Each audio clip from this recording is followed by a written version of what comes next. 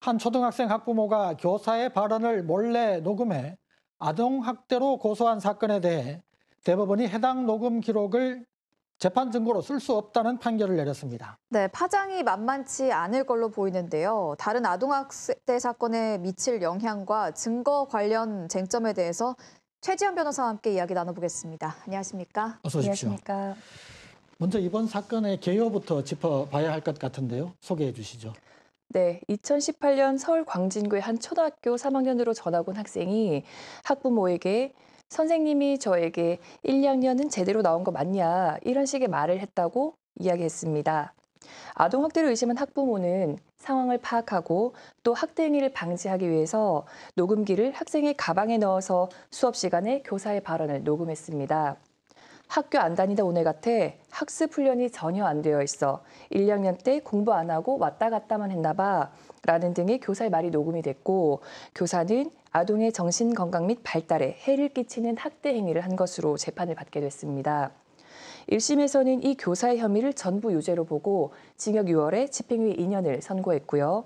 2심에서는 교사의 발언 중 일부는 학대 행위로 보기 어렵다면서 원심 판결을 파기하고 벌금 500만 원을 선고했는데요.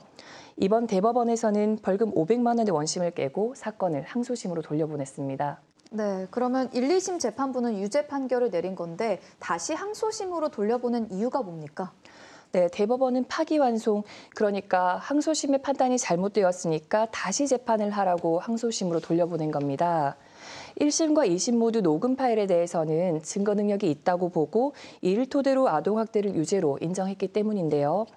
대법원은 피해 아동의 부모가 몰래 녹음한 피고인의 수업 시간 중의 발언은 공개되지 않은 타인 간의 대화 녹음에 해당한다면서 학부모가 대화에 원래부터 참여 당사자가 아니기 때문에 통신비밀보호법에 따라서 녹취 파일을 증거로 쓸 수 없다 이렇게 판단했습니다. 실제 통신비밀보호법은 공개되지 않은 대화에 대해서 대화 당사자가 아닌 사람이 녹음이나 청취를 할 수 없도록 규정을 하고 있고 또 이것을 위반하는 경우에는 1년 이상 10년 이하의 징역형으로 처벌할 수 있다 이렇게 규정을 하고 있는데요. 다만 대법원 관계자는 이 대법원 판결은 해당 녹음 파일의 증거 능력에 대한 법리 오해에 대해서만 원심 판결을 파기하는 것이지 교사의 유무죄에 대한 최종적인 판단은 아니라고 말했습니다. 네. 유명 웹툰 작가죠. 주호민 씨 자녀의 아동학대 사건도 1심 판결을 앞두고 있는데 이번 사건과 유사한 쟁점으로 다툼을 하고 있다고 그럽니다. 어떤 영향이 있을지 궁금합니다.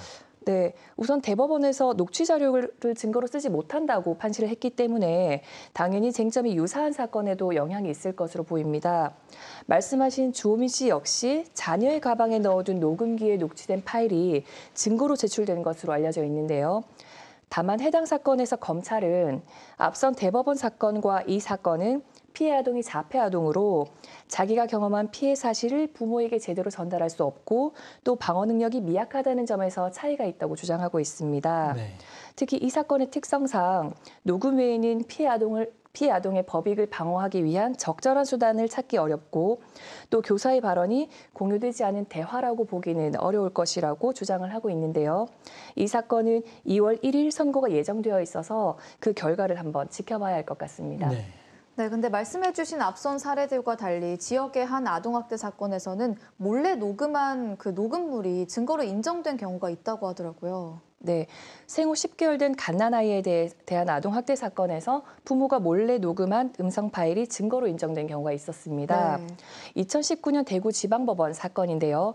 법원은 피해 아동이 울음을 터뜨리는 등의 음성과 여기에 대한 반응으로 가해자가 피해 아동에게 하는 말은 대화에 해당하지 않는다고 봤습니다.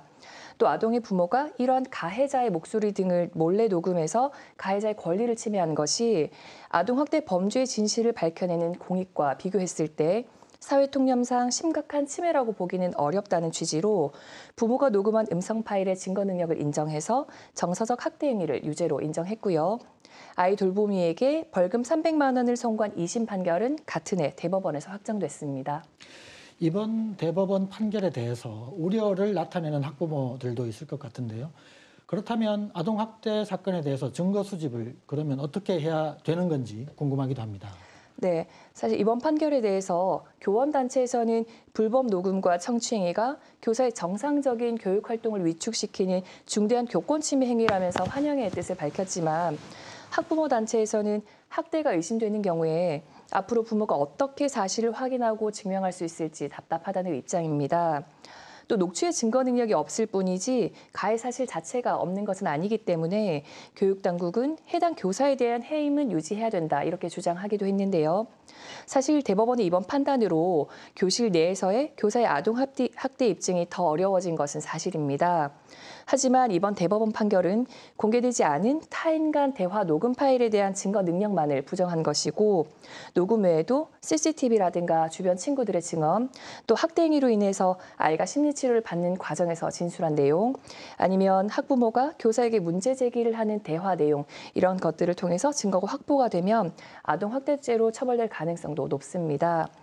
그리고 간혹 아동학대 처벌을 피하기 위해서 CCTV 자료를 삭제하는 경우가 있는데 이 경우에는 아동학대죄와 더불어서 영유아 보육법 위반으로도 처벌될 수 있다는 점도 참고하시면 좋을 것 같습니다. 네, 최지연 변호사였습니다. 오늘 말씀 감사합니다.